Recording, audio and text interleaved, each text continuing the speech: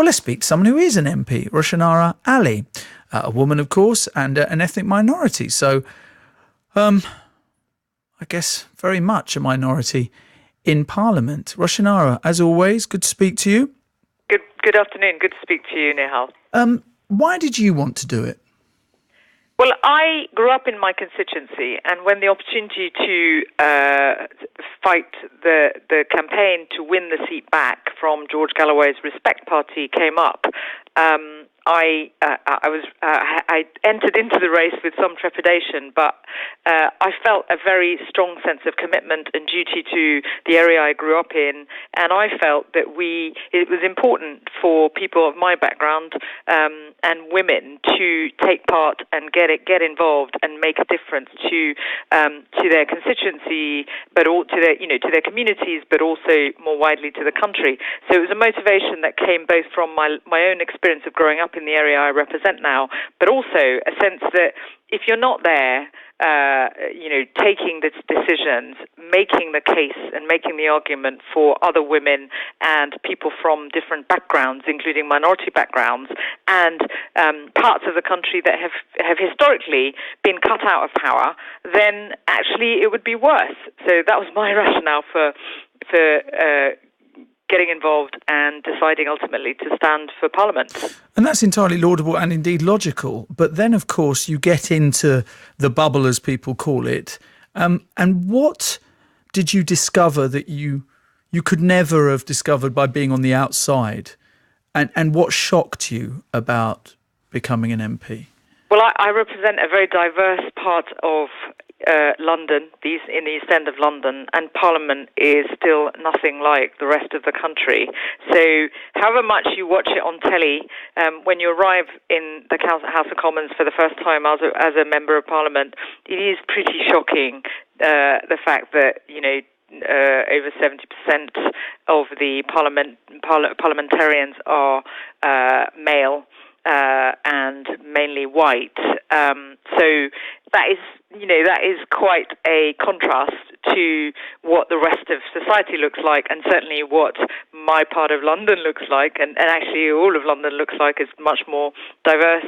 And so that is something that takes some getting used to. What about the nasty? What about the nasty side of it? And not to suggest in any way, shape, or form you were naive going into it in that respect. I know you would never be, but just how nasty it does get, because not only is it about people on the opposite side being kind of nasty to you, but there's a whole lot, it seems, from the outside, of backstabbing going on within people's parties, whatever party they're in. Well, look, I think in every profession there will be these things go on. I think the difference is in politics it's much more transparent because we are public figures. We are scrutinised much more. The media pays attention to divisions, whether within parties or across parties, and MPs' conduct and behaviour. So, I don't know how much politics is any different from working in other institutions, but it is much more transparent. You can see what's going on. But what I would say is that actually out there, for a lot of women MPs, a lot of the abuse and hostility, men as well, but particularly women, particularly in the current climate, comes from outside of Parliament. The other thing I would say in defence of parliamentarians is that despite what you see in the chamber and the kind of the attention that the yaboo nature and culture of politics gets, the reality is quite different. There's a lot more cross-party working, many more alliances and friendships across parties, as well as within parties. Politicians do close ranks when they see somebody being badly treated, particularly when they face a lot of abuse, and that can happen across, support from across parties. There's a kind of there's a layer of support that does also exist, but that's not to say that the environment is not also sometimes very aggressive and hostile. And of course, that needs to change. And you've seen PMQs today. The Speaker had to step in a number of times to ask people to quieten down. So, it's a mixed picture, but what I would say is that there are a lot of really positive things about our Parliament.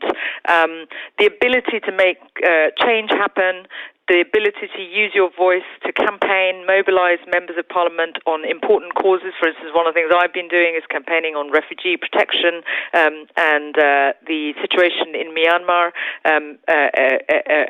focusing on the genocide and holding the Myanmar military, the Burmese military to account, and a referral to the International Criminal Court, getting MPs from across parties to support that campaign. So there are many good examples like that, but I agree that the environment is not always as positive in terms of cross-party working, but sometimes it is. How has it changed in the 8 years since you became an MP?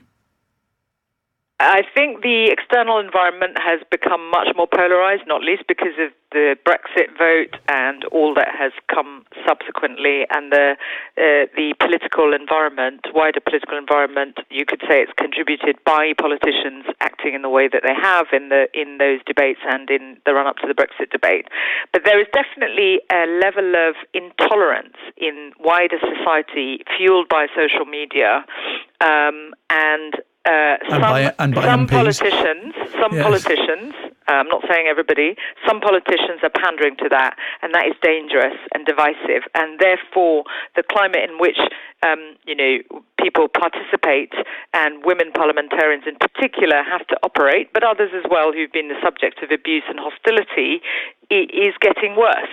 So when I got elected, I had 3 years of campaigning against a minority party, and their tactics were very hostile, and sometimes, I had to have support from the police and so on to make sure that things didn't get out of hand. But it was quite a rare thing to happen at that point, pre-2010. But now, with the combination of social media, what we've seen, sadly, is that sort of behaviour has got worse. And we need to all act to stop that. But today is a really important day because we're celebrating the centenary. And I'm with Naima Farouk, who's my constituent, who's also been on the Uprising Leadership Programme, which is a charity I set up over 10 years ago to support young people to get into public life and politics. And we have 70% of women participants. And I'm really looking forward to more women taking charge, getting into Parliament and other public life positions in public life. Because if we don't change the face of our institutions by attracting talent from all backgrounds, particularly from among women, we're going to be less relevant to wider society, and that's what today is about. Roshanara, thank you. Roshanara Ali, there, Labour MP.